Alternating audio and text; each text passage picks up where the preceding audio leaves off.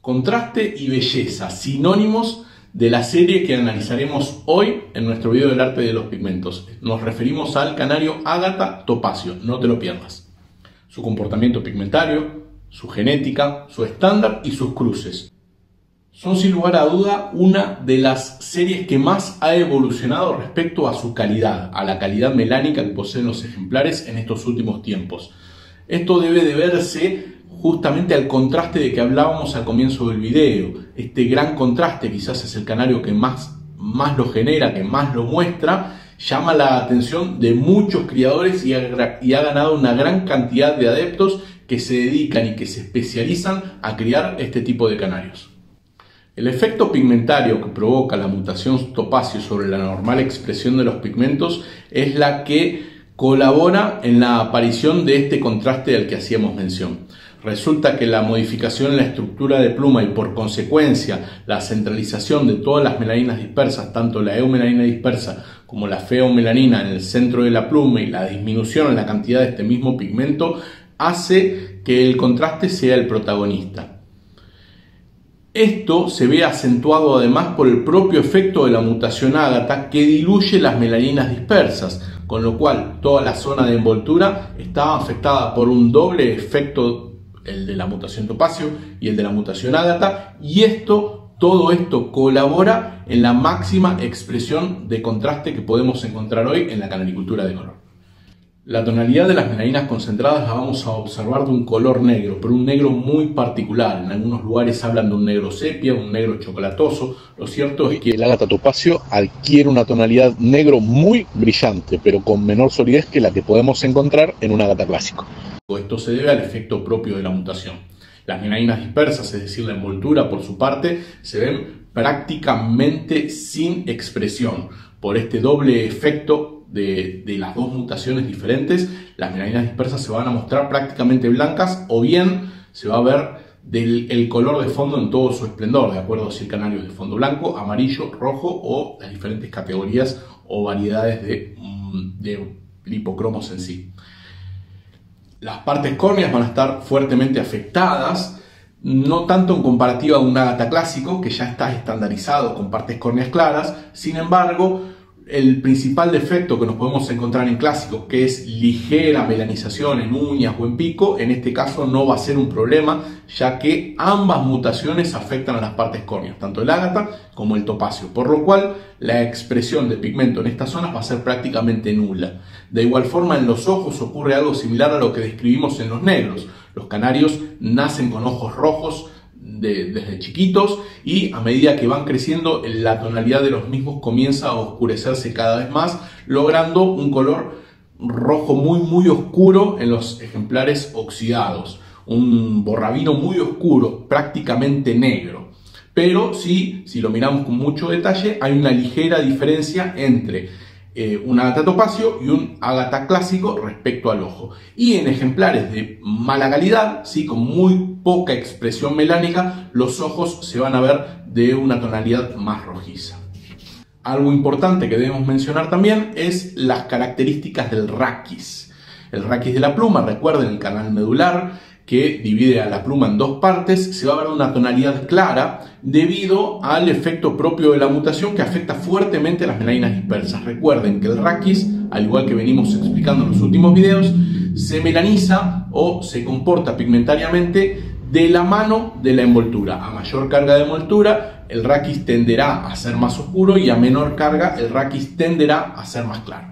El lipocromo no sufre ninguna alteración, con lo cual toda la expresión cualitativa y cuantitativa que representa la variedad va a manifestarse fenotípicamente. Hablando de topacio, tenemos que decir que esta mutación es autosómica y recesiva, con lo cual para poder encontrar ejemplares mutados, el gen topacio deberá encontrarse en homocigosis, tanto en machos como en hembras. Por eso es autosómico justamente y no encontraremos situación de hemicigosis como pudiera ocurrir en genes ligados al sexo. En este caso no sucederá y podremos encontrar además portadores de ambos sexos, es decir, machos o hembras, cuando el gen topacio se encuentre en homocigosis respecto al gen ancestral, que será el que dominará y el que se expresará fenotípicamente. Estándar del Ágata Topacio. ¿Cómo debe ser un buen Ágata Topacio? Como en todo canario melánico, lo primero y lo más importante a evaluar es la estructura melánica, es decir, el tipo. El mismo conlleva el 30% del puntaje total del ejemplar, es decir, el máximo teórico es de 30 puntos, mientras que el máximo aplicable es de 29. Y dentro del tipo sabemos que está subdividido en calidad melánica, diseño, envoltura y partes córneas. Lo primero a evaluar es la calidad melanina, la pureza de la melanina. Y aquí vamos a buscar una melanina negra lo más brillante posible, sin tendencias al amarronamiento, a ese negro castaño que se nombraba antiguamente. La realidad es que hoy el canario Ágata Topacio está muy evolucionado y esa melanina que antes era amarronada hoy es negra y brillante, siempre con una tonalidad muy particular del canario topacio. Esta tonalidad de la que hablamos es difícil ponerla en palabras, sino que más bien lleva mucha práctica visual. Lo que podemos decir es que ese negro brillante del ágata topacio nunca va a llegar a la solidez que tiene el negro de un ágata clásico, sino más bien que es un negro con una carga de pigmento inferior. Lo siguiente a evaluar son los diseños, y el ágata topacio sigue los mismos parámetros de estandarización en cuanto al diseño que un ágata clásico. Los diseños deben estar de igual forma que los clásicos, tanto en diseño fino, corto, o sea, diseño entrecortado, muy numeroso, y en las mismas zonas de expresión, es decir, cabeza en continuidad en la nuca, sin perder nitidez en la nuca. La máxima expresión de los diseños estriados va a estar siempre en el dorso, también fino y entrecortado, y en continuación a las plumas largas. Las plumas largas deben estar con diseños bien también reducidos, y esto también lo podemos ver en que los contornos de estas plumas, de ala y cola, sean amplios, sinónimo de una buena reducción del área de depósito de esos diseños. En la zona frontal del ejemplar vamos a buscar diseños, en la parte de la cabeza, diseños de mejillas y de barbas, en la parte de los flancos, estrías cortas también y numerosas, y es muy valorado el diseño pectoral. Sí, cabe destacar que hay una mayor predisposición en la estructura de pluma mosaico a evidenciar diseños estriados en el pecho, mientras que en los intensos y nevados conlleva una mayor dificultad. Es más difícil ver ejemplares intensos y nevados con este diseño, pero de aparecer serán valorados positivamente. Si bien la mutación destruye la envoltura, prácticamente la deja nula, sí podemos observar pequeñas diferencias en cuanto a la expresión de la misma entre un ejemplar y el otro, por lo cual es importante destacar que buscaremos en los ágatas topacio la mínima expresión de eumelanina dispersa, dándole protagonismo al color de fondo. Esto lo vamos a ver prácticamente en todo el canario, pero cabe destacar que es muy evidente en los contornos de plumas de ala y cola, donde estos contornos van a generar un contraste evidente entre esta zona y la zona de expresión del diseño. El raquis debe verse a simple vista que es más claro que los diseños. Esta melanización del raquis está ligada directamente a la melanización de la envoltura. A mayor envoltura el raquis se oscurece, a menor envoltura el raquis se aclara. Esta característica está estandarizada y debe ser evidente en los 4 tipos melánicos, tanto en negros, brunos, ágatas e isabeles topacios. La feomelanina es indeseada en este tipo de canarios, debe ser penalizada su visualización. Si bien conforma la envoltura, la vamos a observar tendiente hacia las zonas de diseños. El efecto de la mutación hace que ésta se centralice, amarronando las estrías del diseño. Esto va a afectar directamente a la calidad melánica, que va a dejar de ser negra brillante para ser más opaca, más amarronada. Por lo cual debemos penalizar fuertemente a aquellos ejemplares que muestren diseño amarronado por presencia de feomelanina. Las partes córneas no requieren un gran análisis, ya que la mutación topacio deja desprovista de melaninas a estas zonas, tanto pico como patas y uñas, sumado a que la mutación ágata ya diluye fuertemente estas zonas. Por su parte, los ojos, la mutación afecta, los ágatas topacios nacen con ojos rojizos, pero la realidad es que, dependiendo del grado de melanización de cada ejemplar, estos se van a ir oscureciendo de un granate a un negro ya prácticamente oscuro.